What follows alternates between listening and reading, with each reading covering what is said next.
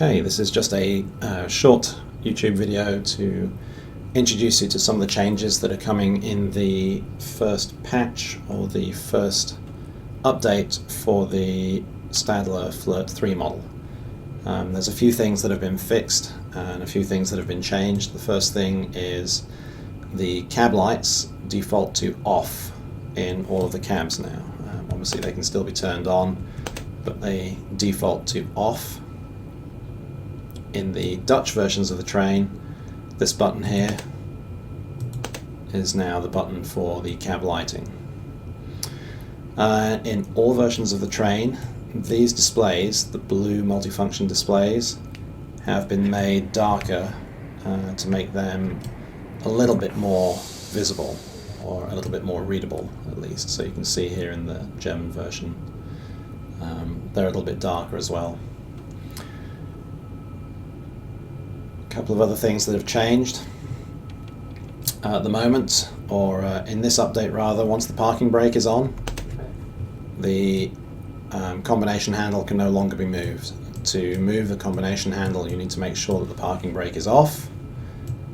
This applies in the German version as well as the two Dutch versions.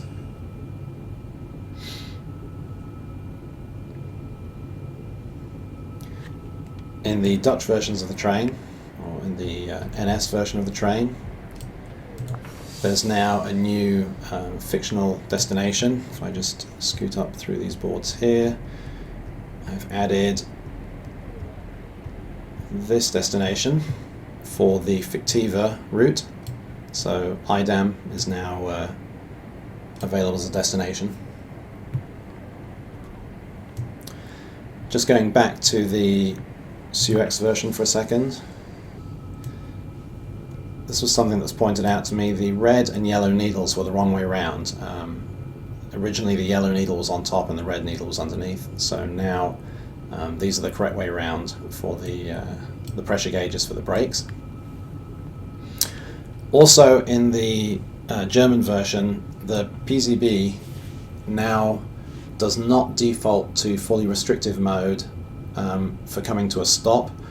It only goes to fully restrictive mode if you drive under 10 kilometers an hour for 15 seconds or more. Obviously this includes coming to a stop, but in the version 1.0 that you've probably all been using, if you come to a complete stop after 1000 Hertz or 500 Hertz magnet, it drops into fully restrictive mode. So with the 1.01 or the 1.1 release, that's no longer the case. The train will now only go into fully restrictive mode once you're driving for 15 seconds below 10 kilometers an hour. One other big change that's been made, if I just hop into this guy and start driving him, is a lot of you commented that on the long downhill sections, if you were going down a hill, the speed holding function didn't do a very good job of braking the train to hold the speed going down the hill. This is particularly noticeable on the longer trains, anything with 4 wagons or 5 wagons or 8 wagons. This version, what I've worked on here, should do a better job of this. So for example, if I set the cruise control here to 50, you can see 50. On my little test track here, I have a very steep incline on the other side. In fact, let's just set this to 40. And what you should notice is we're going down this steep incline that's ahead of us here, which is probably way steeper than you would ever get in the real world. The train should now maintain a speed of 40 much better than it did. You'll see here the speed. This used to creep up very, very quickly to around 46 or 47 kilometers an hour when going downhill.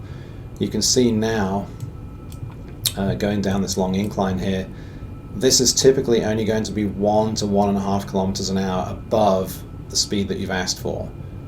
In the current version that you're playing, this could be as much as 10 kilometers an hour too high when going down a long incline like this. So let's just stop before we hit the end there. So those are some of the changes that are coming along. Yeah, there we go, we just ran out of track. So those are some of the changes that are coming along in the first update for the Stadler Flirt 3. I don't yet have a date for when this is going to happen, but I just thought you might be interested to see that, like most of my projects, this is a continuously evolving project. So this is going to be the first big update. After that, I wouldn't expect to be doing anything more to this train, probably for something like 6 months or so. Anyway, I hope you enjoyed that, and yeah, look forward to the update when it comes.